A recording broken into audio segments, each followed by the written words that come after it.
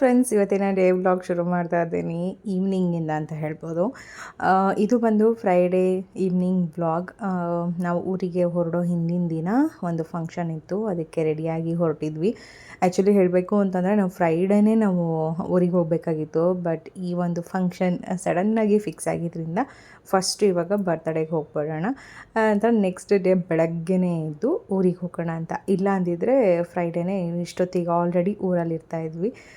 But ಇವತ್ತು ನಾವೇನು ಹೋಗ್ತಾ ಇದ್ದೀವಿ ಬರ್ತಡೇ ಅಂತ ಹೇಳಿ. ಅವರು ಚಿಕ್ಕ ಮಗು ಅಲ್ಲ, ತುಂಬಾ ದೊಡ್ಡ ಮಗು. ಅವ್ರದ್ದು 25th ಬರ್ಡೇ ಇದೆ. ಸುಮಾರು ಸರಿ ಅವ್ರ ಮನೆ ಫಂಕ್ಷನ್ಸ್ ಎಲ್ಲದಕ್ಕೂ ಕರೀತಾ ಇರ್ತಾರೆ, ಬಟ್ ಕೆಲವೊಂದು ಟೈಮಲ್ಲಿ ಹೋಗೋಕ್ಕಾಗಿರಲಿಲ್ಲ. ಹಾಗಾಗಿ ಈಗ ಬರ್ತಡೇಗೆ ಮಿಸ್ ಮಾಡದೆ ಬರಲೇಬೇಕು ಅಂತ ಹೇಳ್ಬಿಟ್ಟಿದ್ರು. ಅದಕ್ಕೋಸ್ಕರ ನಮ್ಮ ಮನೆಯವರ ಫ್ರೆಂಡ್ ಆಗಬೇಕು, ಅಂದರೆ ಒಂಥರ ಫ್ಯಾಮಿಲಿ ಫ್ರೆಂಡ್ ಅಂತಲೇ ಹೇಳೋಕ್ಕೆ ಇಷ್ಟಪಡ್ತೀನಿ. ಅವ್ರದ್ದು ಬರ್ಡೇ ಇತ್ತು, ಅಲ್ಲಿಗೆ ಬಂದ್ವಿ. ಜೊತೆಗೆ ಈ ವ್ಲಾಗ್ ಏನಿರುತ್ತೆ ಕಂಟಿನ್ಯೂಷನ್ ವ್ಲಾಗ್ ಆಗಿರುತ್ತೆ. ನಾವು ನೆಕ್ಸ್ಟ್ ಊರಿಗೆ ಹೋಗಿದ್ದು ಕೂಡ ಈ ವ್ಲಾಗಲ್ಲೇ ನಾನು ಕಂಟಿನ್ಯೂಷನ್ ಮಾಡಿದ್ದೀನಿ. ಇವತ್ತು ನಾವು ಬಂದಿರೋದು ಬರ್ತ್ಡೇ ಗರ್ಲ್ ಬಂದು ನಮ್ಮ ಮಿಡಲಲ್ಲಿ ನಿಂತಿರೋಂತಹ ಈ ಮುದ್ದಾದ ಹುಡುಗಿಯ ಬರ್ಡೇ ಇತ್ತು. ಸಖತ್ತಾಗಿ ರೆಡಿಯಾಗಿದ್ದರು, ತುಂಬ ಚೆನ್ನಾಗಿ ಕ್ಯೂಟಾಗಿ ಕಾಣಿಸ್ತಾಯಿದ್ರು ಆ ವೈಟ್ ಡ್ರೆಸ್ಸಲ್ಲಂತೂ. ಊಟ ಅಂತೂ ಹಬ್ಬಬ್ಬಾ ಸೂಪರ್ ಅಂತ ಹೇಳ್ಬೋದು. ಫಸ್ಟು ಸ್ಟಾರ್ಟಿಂಗ್ ಹೋದಾಗ ಎಲ್ಲ ಸ್ಟಾರ್ಟರ್ಸ್ ಅಂತ ಹೇಳಿ ಸ್ವಲ್ಪ ನಾನ್ ವೆಜ್ಜಲ್ಲಿ ವೆರೈಟಿ ಮಾಡಿಸಿದ್ರು. ತಿನ್ನದೇ ಇರೋರು ನೋಡಲೇಬೇಡಿ, ತಿನ್ನೋರು ಮಾತ್ರ ನೋಡಿ. ಯಾಕಂದರೆ ಕೆಲವೊಂದು ಈ ಥರ ನಾನ್ ವೆಜ್ ಐಟಮ್ ತೋರಿಸಿದಾಗ ಕೆಲವೊಬ್ಬರಿಗೆ ಸ್ವಲ್ಪ ಹಿಂಸೆ ಆಗುತ್ತೆ. ಬಟ್ ನಮಗೆಲ್ಲ ತುಂಬ ಇಷ್ಟಪಟ್ಟು ತಿನ್ನೋದ್ರಿಂದ ನಮಗಂತೂ ನಾನ್ ವೆಜ್ ಅಂದರೆ ಜಾಸ್ತಿ ಇಷ್ಟನೇ ಆಗುತ್ತೆ. ಅದರಲ್ಲಂತೂ ಎಗ್ ಏನೋ ಗ್ರೇವಿ ಮಾಡಿದರು, ಆಮೇಲೆ ಕೈಮಾ ಗೊಜ್ಜು, ಗುಂಟೂರು ಚಿಕನ್ನು, ಆನಂತರ chicken Manchurian, mutton sambar, mutton chops, biryani, idli, ಪಾಯಸ, ಈ ಥರ ಎಲ್ಲ ಫುಲ್ಸ್. ಫೈನಲಿ ಬರ್ತಡೇ ಎಲ್ಲ ಮುಗೀತು ಫ್ರೆಂಡ್ಸ್. ಎಲ್ಲ ಊಟದ ಕಡೆ ಇದ್ದಾರೆ. ಈ ಕಡೆ ತಿರುಗಿಸಿದ್ರೆ ಫುಲ್ ಊಟ, ಭರ್ಜರಿ ನಾನ್ ವೆಜ್ ಊಟ ಸಕ್ಕತ್ತಾಗಿದೆ ಮಾತ್ರ. ಊಟಗಳು ಮಾತ್ರ ಸೂಪರ್. ಎಷ್ಟು ಬೇಕಷ್ಟು ನಾನ್ ವೆಜ್ ತಿನ್ಬೋದು, ಬಟ್ ನಮ್ಗೆ ಜಾಸ್ತಿ ತಿನ್ನೋಕ್ಕಾಗಲ್ಲ. ನಮ್ಮ ಬರ್ಡೇ ಗರ್ಲ್ ಡ್ರೆಸ್ ತುಂಬ ಚೆನ್ನಾಗಿದೆ. ನಮ್ಮ ಬರ್ಡೇ ಗರ್ಲ್ ವೇದಾಶ್ರೀ ಅಂತ, 25th ಬರ್ಡೇ. ನನ್ನ ಮಗ ಕೇಕ್ ತರ್ತಾ ಇದ್ದಾನೆ ನಮಗೋಸ್ಕರ. ಮತ್ತೆ ನಾನು thank you so much.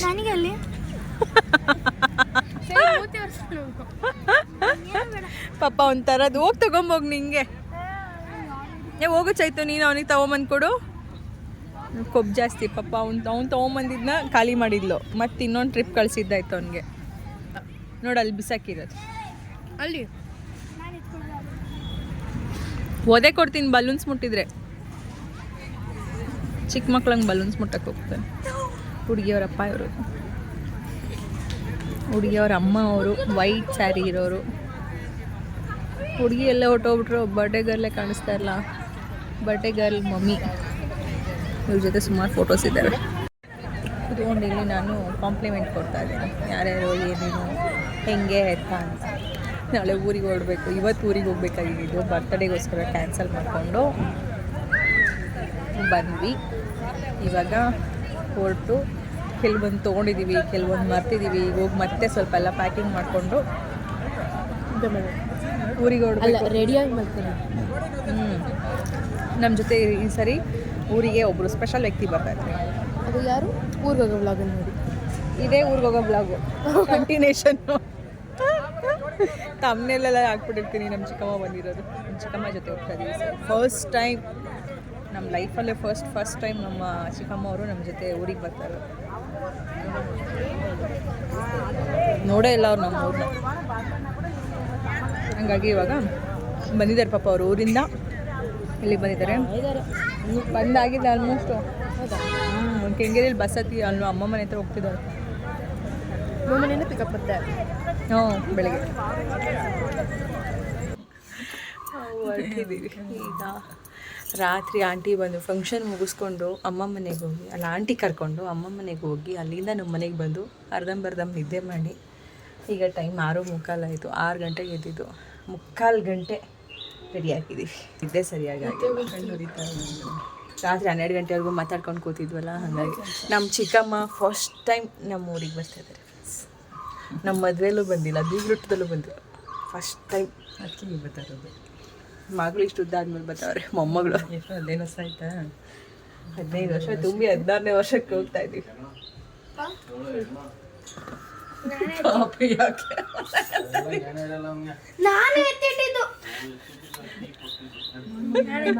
Time ಆಯ್ತು ನಡೀರು ಆಯ್ತಾ ಎಲ್ಲ ಎತ್ಕೊಂಡ್ವಾ ಏನೂ ಮರ್ತಿಲ್ಲ ತಾನೆ ಪಾಪ ಇಲ್ಲೆಲ್ಲ ಕ್ಲಿಪ್ ಹಾಕಿಲ್ಲ ನಿಮ್ಮ ಅಪ್ಪನ ಬಟ್ಟೆಗೆ ತೆಗ್ದಾಕ್ಬಿಡ್ತೀನಿ ರೀ ಒಣಗಿರೋದು. ನಿದ್ದೆ ಸರಿಯಾಗಿಲ್ಲ ಅಂದರೆ ಕಣ್ಣತ್ರ ಎಲ್ಲ ಡಾರ್ಕ್ ಸರ್ಕಲ್ ಆಟೋಮೆಟಿಕ್ಕಾಗಿ ಬಂದುಬಿಡುತ್ತೆ.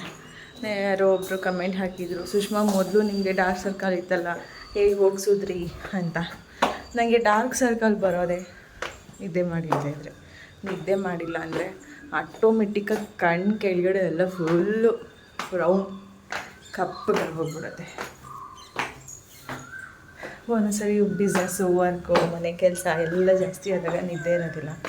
ಆವಾಗ ಕಣ್ಣು ಕೆಳಗಡೆ ಡಾರ್ಕ್ ಸರ್ಕಲ್ ಜಾಸ್ತಿ ಆಗುತ್ತೆ. ಕಣ್ಣು ತುಂಬ ಚೆನ್ನಾಗಿ ನಿದ್ದೆ ಮಾಡಿದಾಗ ಆಟೋಮೆಟಿಕ್ಕಾಗಿ ಅದೇ ಹೊರಟೋಗ್ಬಿಡುತ್ತೆ. ನಾನು ಏನೂ ಮಾಡೋದಿಲ್ಲ.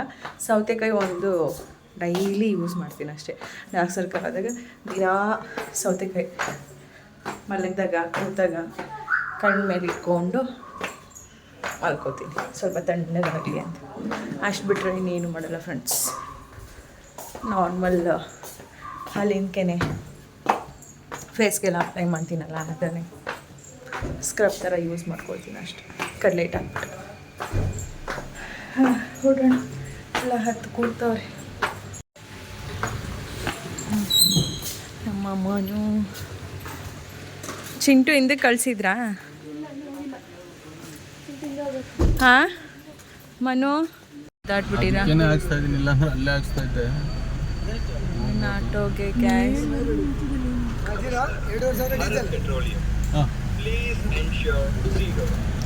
ನಮ್ಮ ಪದ್ಮನಾಭ ನಗರದಲ್ಲಿ ನಿಂತಿರೋ ಆಟೋಗಳು ಪಾಪ ಗ್ಯಾಸ್ ಇಲ್ಲದೆ ಪರದಾಡ್ತವ್ರೆ. ಆಂಟಿ ಹೆಂಗೋ ಮನೆ ಗ್ಯಾಸ್ಗಳು ಸಿಗ್ತಾವೆ ಪುಣ್ಯಕ್ಕೆ ನಮಗೆಲ್ಲ. ಜಗಳ ಶುರುನೇ ಆಗ್ಬಿಟ್ಟಿದೆ ಪಾಪ. ಇಡೀ ರಾತ್ರಿಯಿಂದ ನಿಲ್ಸವ್ರೆ ಆಟೋಗಳನ್ನ. ಬೆಂಗಳೂರಲ್ಲೇ ಆಟೋ ಎಲ್ಲ ಬೆಂಗಳೂರಲ್ಲೇ ನಮ್ಮ ಆಟೋಗಳಿಗೆ ಈ ಲೆವೆಲ್ ಪರಿಸ್ಥಿತಿ ಬಂದ್ಬಿಟ್ಟಿದೆ ಅಲ್ಲ. ಆದ್ರೂ ನೆನ್ನೆ ಹೇಳಿದ್ ನಾನು ಏನಂತ, ನಮ್ಮ ಬೆಂಗಳೂರಲ್ಲಿ ಅಷ್ಟು ಬೇಗ ಕಾಣಿಸಲ್ಲ ಅಂತ ಅಂದೆ. ಅಯ್ಯೋ ಆಟೋ ಲೈನು ಗೊತ್ತಿಲ್ಲ ನನಗೆ.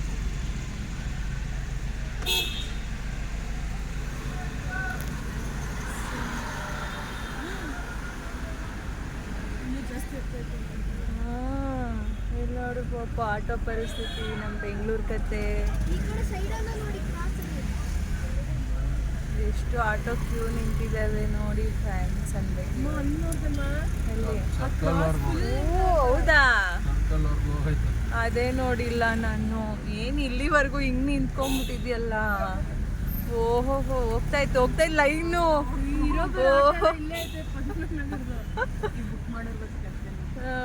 ಈ ಕಡೆ ಹೋಗಿರುತ್ತೆ ಈಗ ಲೈನು. ಹಿಂಗೆ ಹೋಗಿದೆ ಫುಲ್ಲು ಚೈತು ಲೈನು. ಇಲ್ಲಿ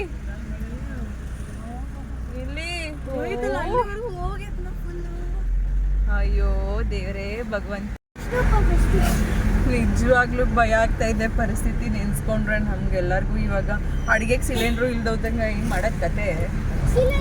ಹೆಂಗೋ 2 ತಿಂಗಳು ಜೀವನ ಮಾಡ್ಬೋದು.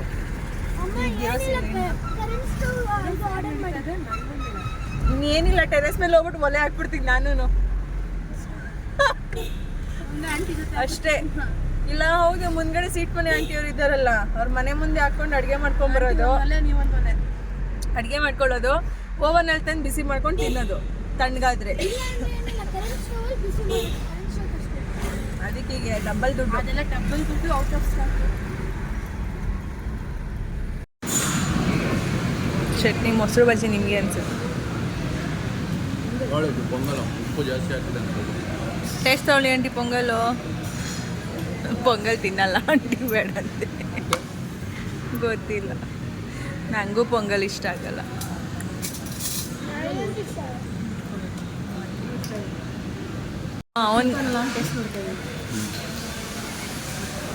ಮಸಾಲೆ ದೋಸೆ ಹೆಂಗೈತೆ ನೋಡಿ, ನೋಡಕ್ಕೆ ಒಳ್ಳೆ ಶೇಪ್ ಔಟ್. ಚೆನ್ನಾಯ್ತಾ ಟೇಸ್ಟು?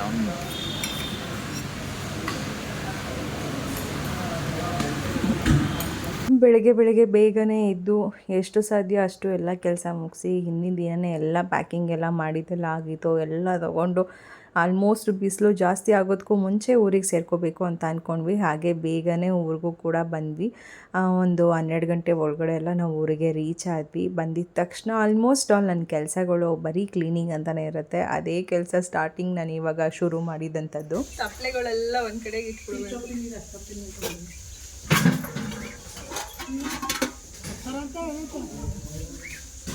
ತಪ್ಪಲೆಗಳು ಕೆಲವೊಂದು ತೂತಾಗಿದ್ವು. ನಾಳೆ ಇದಕ್ಕೆ ಪೂಜೆಗೆ ಪಾಯಸ ಮಾಡ್ಸೋಕ್ಕೆ ತಪ್ಪಲೆ ಸಾರು ಅನ್ನಕ್ಕೆಲ್ಲ ಇಟ್ಟಿಟ್ಬಿಡ್ಬೇಕು. ಯಾವಾಗಲೂ ಒಂದು ರಾಶಿ ಪಾಯಸ ಮತ್ತೆ ಸಾಕಿ ತಪ್ಪಲೆ ಪಾಯಸಕ್ಕೆ ಎಲ್ಲ ತುಂಬ್ಕೊಳತ್ತರಂತ ರೋಡ್ ಕ್ರಾಸ್ ರೋಡ್ ಶಾವರ್ ಕಾಯಿ ತಕೊಂಬಿಡಿ ಹಾಕ್ಬಿಟ್ಟು ಚೀಲ್ ಕಟ್ಟಿ ಹಾಕ್ಬಿಟ್ಬಿಟ್ರು ಸಾಕು. ತಪ್ಪಲೆಗಳೆಲ್ಲ ಒಂದು ಕಡೆ ಇಡ್ತೀನಿ ಫಸ್ಟ್. ಮಾಡಮ್ಮ ಫಿಶ್ ಮಾಡಮ್ಮ ಬೀಸ್ ತೂತಾಗಿರೋ ತಪ್ಪಲೆಗಳು ಇದ್ದಾವೆ. ಒಂದು ಸೈಡ್ ಮೆತ್ತಿಡಿ ನಿಮ್ಮ ಬುದ್ಧಿ ನಿಮ್ಗೆ ಇರೋದು ನ್ಯೂಸ್ ಮಾಡ್ಕೋಬೇಕು ಕಣವ. ಅವು ಇದು ಮಾಡೋರು ಬೇಳೆ ಮತ್ತೆ ಬೇಳೆ ಮಾಡೋರು. ಸಿಲಿಂಡ್ರ್ ತಂದ್ಕೊಡು ಫಸ್ಟ್.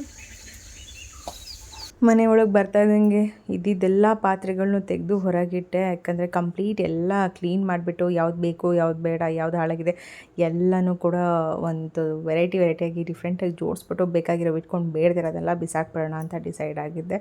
ಆನಂತರ ಕಬೋರ್ಡೆಲ್ಲನೂ ಕೂಡ ಸ್ವಲ್ಪ ಅದು ವುಡ್ಡೆಲ್ಲ ಏನಿತ್ತು ಅದೆಲ್ಲ ಹುಳ ಹಿಡ್ದಿತ್ತು. ಅದಕ್ಕೆ ಅದನ್ನೆಲ್ಲ ಕಂಪ್ಲೀಟ್ ಒರೆಸಿ ತೆಗೆದಾಕಿ ಅಲ್ಲೆಲ್ಲ ಔಷಧಿ ಹಾಕಿ ಅದನ್ನೆಲ್ಲ ಕ್ಲೀನ್ ಮಾಡಿಸಿದ್ದಾಯಿತು. ಆನಂತರ ಇವಾಗ ಇಲ್ಲಿ ಅಡುಗೆಗೆ ರೆಡಿ ಮಾಡ್ಕೊಳ್ತಾ ಇದ್ವಿ. ಬೆಳಗ್ಗೆ ಹೇಗೂ ತಿಂಡಿನ ನಾವು ಹೋಟ್ಲಲ್ಲಿ ತಿಂದ್ಕೊಂಡ್ವಿ. ಆನಂತರ ಇನ್ನು ಮಧ್ಯಾಹ್ನ ಊಟಕ್ಕೆ ರೆಡಿ ಮಾಡ್ಕೊಳ್ಳೋಣ ಅಂತ ಇಲ್ಲಿ ಆಂಟಿ ನಾವು ಎಲ್ಲನೂ ಕೂಡ ರೆಡಿ ಮಾಡ್ಕೋತಾ ಇದ್ದೀವಿ. ಜೊತೆಗೆ ಸ್ವಲ್ಪ ನನಗೆ ಕೆಲಸ ಮಾಡ್ಕೊಡೋದಕ್ಕಿಂತ ಊರಿಂದ ಒಬ್ಬರು ಹೆಲ್ಪರ್ ಕೂಡ ಸಿಕ್ಕಿದ್ರು. ಅಂದರೆ ಪಾತ್ರೆ ಎಲ್ಲ ತೊಳೆದು ಕ್ಲೀನ್ ಮಾಡೋದಕ್ಕೆ. ಅಡುಗೆ ಎಲ್ಲ ಮಾಡಿಬಿಟ್ಟು ಆಮೇಲೆ ನಾನು ಅವ್ರ ಜೊತೆ ಜಾಯ್ನ್ ಆಗೋಣ ಅಂತ ಇವಾಗ ಅಡುಗೆಗೆ ಇಲ್ಲಿ ರೆಡಿ ಮಾಡ್ಕೊಳ್ತಾ ಇದ್ದೀವಿ. ನಾನು ಆಲ್ಮೋಸ್ಟ್ ಊರಿಂದ ಬರಬೇಕಾದ್ರೆ ಈ ಸರಿ ಎಲ್ಲ ತಂದುಬಿಟ್ಟಿದ್ದೆ. ಲಾಸ್ಟ್ ಟೈಮ್ ನಂಗೆ ಟೊಮೆಟೊ ಸಿಗದೆ ಬೇಜಾರಾಗೋಗ್ಬಿಟ್ಟಿತ್ತು. ಹಾಗಾಗಿ ಈ ಸರಿ ಟೊಮೆಟೊನೂ ಕೂಡ ನಾನು ಬೆಂಗಳೂರಿಂದನೇ ತೊಗೊಂಬಂದುಬಿಟ್ಟಿದ್ದೆ. ಇವಾಗ ಆಂಟಿ ಇಲ್ಲಿ ಒಂದು ಕಡೆ ಎಲ್ಲನೂ ಕೂಡ ತರಕಾರಿನ ರೆಡಿ ಮಾಡ್ಕೊತಾ ಇದ್ರು ಬೇಳೆ ಸಾರಿಗೆ. ಇನ್ನೊಂದು ಕಡೆ ನಾನು ಕೂಡ ಏನೇನು ಬೇಕು ಬೇಡ ಎಲ್ಲನೂ ಕೂಡ ಸಪ್ರೇಟ್ ಡಿವೈಡ್ ಮಾಡಿ ಇಡ್ತಾ ಇದ್ದೆ. ಸಾಂಬಾರು ನಾವು ಮಾಡಿದ್ದೀವಿ. ಒಗ್ಗರಣೆ ನನ್ನ ಮಗಳು ಅಲ್ಲಾಡಿಸ್ತಾ ಇದ್ದಾಳೆ. ಬರ ಊಟ ಮಾಡಂತೆ, ಬಾ ಊಟ ಮಾಡಂತೆ ಬಾ. ಆಂಟಿ ಬರ್ ಚಿಂಟು ಇದೆಲ್ಲ ಒಳಗಡೆ ದಬಾಕು ರೂಮಲ್ಲಿ. ಬನ್ನಿ. ಅಯ್ಯೋ ಮಾಡಿ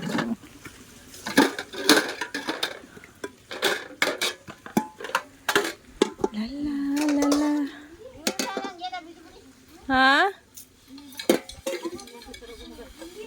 ಅವು ತೊಗೊಂಡೋಗ್ಲಾ ಎಲ್ಲ ತೊಳಿಯಕ್ಕೆ ಹಾಕಿ ತೊಳೆದು ಎಲ್ಲ ದಬಾಕದಾಯ್ತು. ಅಯ್ಯಪ್ಪ ಆಂಟಿ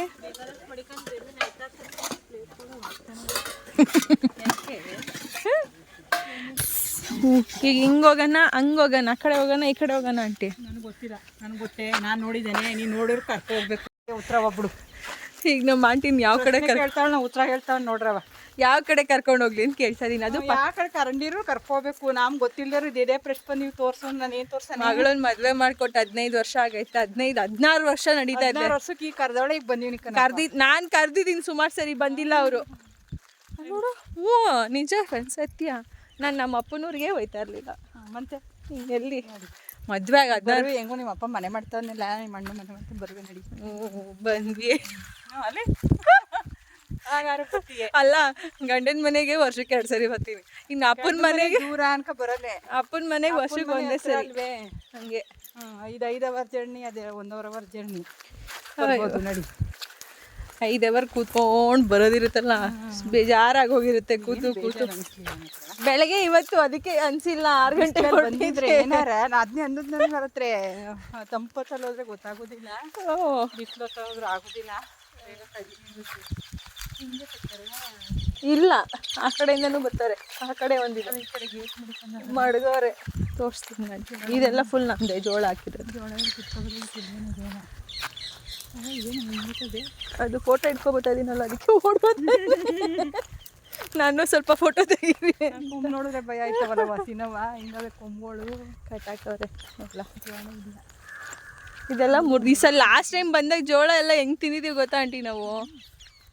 ಇಲ್ಲ ಎಲ್ಲ ಚೆನ್ನಾಗಿತ್ತು ತಿಂದ್ರಿ. ಇವೆಲ್ಲ ಒಣಗೋಗಿರೋದು, ಇದೆಲ್ಲ ಒಣಗಿರೋದು. ಹಸಿವು ಒಂದು ರಾಶಿ ಜೋಳ ಇದ್ವು ಇಲ್ಲೆಲ್ಲ. ನೋಡಿದ್ರ ಆಂಟಿ ನಮ್ಮ ಕಾವೇರಿ ಒಳೆನಾ ಹೆಂಗೈತೆ ಆಂಟಿ? ಮುಳುಗ್ ತೋರಿಸ್ಲಾ ಆಂಟಿ? ಹಾಂ ವಾ, ಅಂತೂ ನಾನು ಮುಳುಗ್ಸಕ್ಕೆ ರೆಡಿಯಾಗವ್ರೆ. ಇಲ್ಲಿಂದನೇ ಇಳ್ದೋಗೋದು. ಸ್ವಿಮ್ಮಿಂಗ್ ಮಾಡೋಕ್ಕೆ ಹೋಗ್ತಾರೆ ಅಪ್ಪ ಮಗ ಇಬ್ಬರು. ಇಲ್ಲಿ ಬನ್ನಿ, ಈ ಕಡೆ ಹೋಗೋಣ.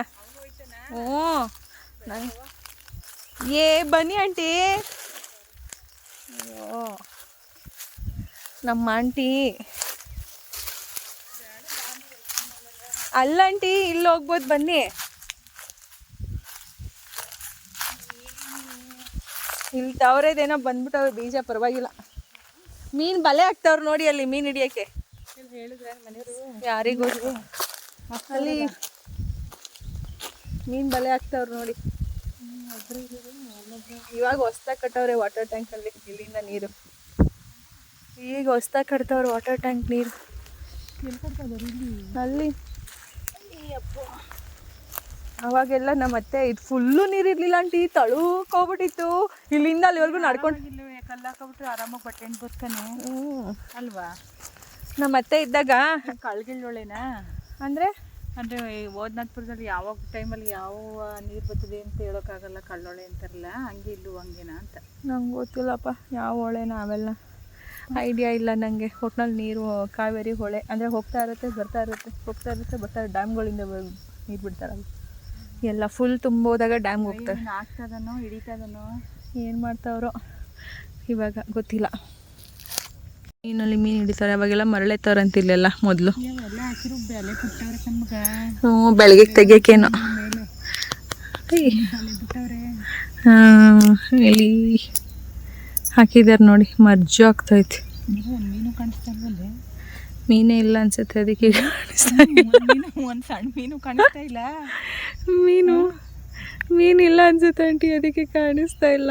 ಅಲ್ಲೂ 10 kg ಈ ಮೀನು ಹಾಕೊಂಡಿದ್ದೆ ಒಂದು ನಿಮಿಷಕ್ಕೆ. ನಮ್ಮನ್ನು ಕಚ್ಚಿಬಿಡ್ತವೆ ಹಿಂಗೆ. ಅಲ್ಲಿ ನಮ್ಮನೆ ಮಾಡೋದಿಲ್ಲ, ನಮ್ಮ ನೋಡಿದ್ರೆ ಓಡಾಯ್ತಾವ ಅವು ನೀರಲ್ಲಿ ಓಡಾಯ್ತಾವ ಆಂಟಿ. ನಮ್ಗೇನೆ ಮಾಡೋದು ಮಾಡಿ ಅಂದ್ರೆ 200 ಅಂತಾರೆ. ಲೈಸೆನ್ಸ್ ಕಟ್ಬಿಟ್ಟು ಯಾರಣ ಮಾಡಕ್ಕೆ 50,000 ದುಡ್ಡು ಕಟ್ಬಿಟ್ಟು ಲೈಸೆನ್ಸ್ ಇರೋಣ. ಈಗ ರಸೀದಿ ಯಾರು ಬೇಕು ಮಾಡ್ಬೋದು. ಈಗ ಹೊಳೆಗೆ ಬಂದಿದ್ದಕ್ಕೆ ನೋಡಕ್ಕೆ ಬಂದಿದ್ದು ಮೀನು ಸಿಕ್ತು. ಕರೆಕ್ಟ್ ಟೈಮ್ ಬಂದಿದ್ದೀವಿ ಹಂಗಾರೆ. ನಾವು ಬೆಳಗ್ಗೆಗೆ ತೊಗೊಂಡ್ರಾಯ್ತು ಅಂದ್ಕೊಂಡು ಇದ್ದಿದ್ದು, ನೀವು ಒಂದು ಐತೆ ಅಂದ್ರಲ್ಲ ಹೆಂಗೂ.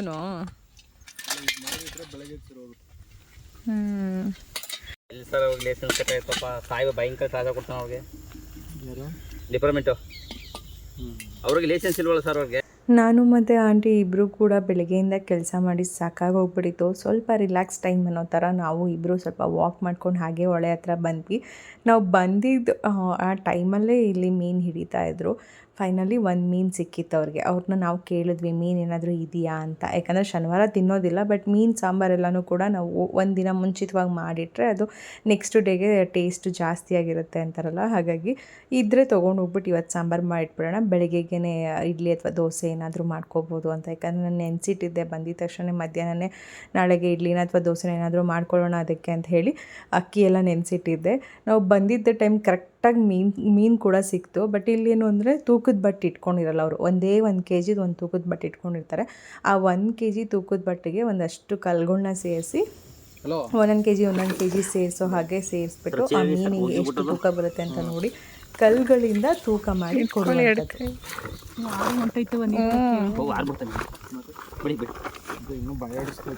ಸಾಯಿಸಿಲ್ವಲ್ಲ ಹೋದ್ರು ಆಯ್ತು ಪಾಪ ಹಿಡ್ದು ಬಾನವರಲ್ವಾ, ಆರಾಮಾಗಿ ಫ್ರಿಜ್ ಇಟ್ಬಿಡ್ತೀವಿ. ಈಗ ನನಗೆ ಸಿಗುತ್ತಲ್ಲ ಅಲ್ಲ ಮೇಡಕ್ಕಾಗಲ್ಲ, ಸಿಕ್ಕಂಗೆ ಇಲ್ಲ ಒಳ್ಳೆ ಇರೋಕ್ಕಾಗಲ್ಲ. ಎಲ್ಲಿ ಮುಂದೆ ಕೊಂಟಾಯ್ತದ.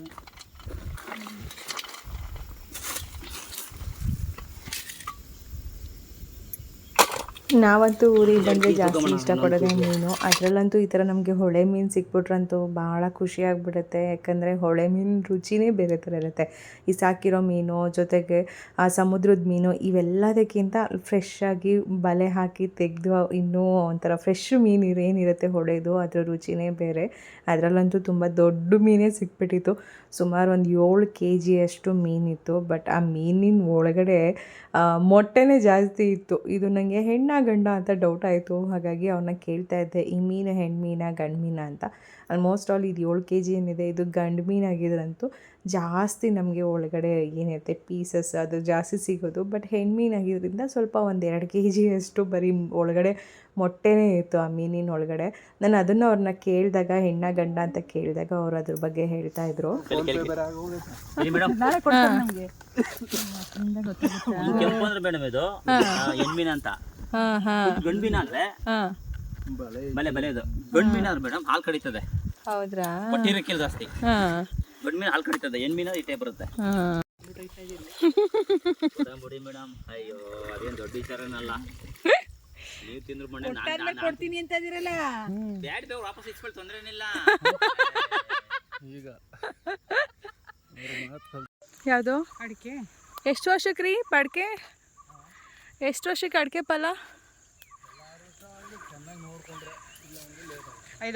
6 ವರ್ಷಕ್ಕೆ ಬರುತ್ತಂತೆ. ಈಗ ಎಷ್ಟು ವರ್ಷ ಆಯ್ತು ನಾವು ಹಾಕಿ? 5 ವರ್ಷ. ಆ ಕಡೆದು ಅದು ಸ್ವಲ್ಪ ಈಗ ಬರ್ತಾಯ್ತಲ್ಲ. ಆ ಕಡೆ 7 ವರ್ಷ, ಈ ಕಡೆ 3 ವರ್ಷನ 4. ಕೇಳಿ ಅಲ್ಲೇ ಅವರೆಲ್ಲ ಮೀನು ತೊಗೊಂಡೋದ್ರಿ ಅಲ್ವಣ್ಣ?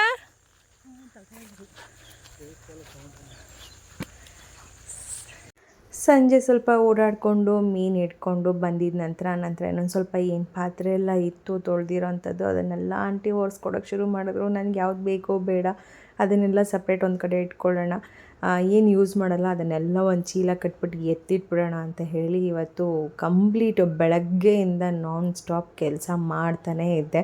ಮಧ್ಯಾಹ್ನ ಎಲ್ಲೋ ಸ್ವಲ್ಪ ಊಟ ಮಾಡೋಕ್ಕೆ ಅಂತ ಬ್ರೇಕ್ ತೊಗೊಂಡು ಇದ್ಬಿಟ್ರೆ ರಾತ್ರಿ ಆದರೂ ನಮ್ಮ ಕೆಲಸ ಮುಗ್ದಿರಲಿಲ್ಲ. ಅಷ್ಟು ಕ್ಲೀನಿಂಗ್ ಕೆಲಸ ಅನ್ನೋದು ಮಾಡ್ತಾನೇ ಇದ್ವಿ. ಇದ್ರ ಕಂಟಿನ್ಯೂಷನ್ ವ್ಲಾಗ್ ನಾನು ನೆಕ್ಸ್ಟ್ ಡೇ ಶೇರ್ ಮಾಡ್ಕೊಳ್ತೀನಿ.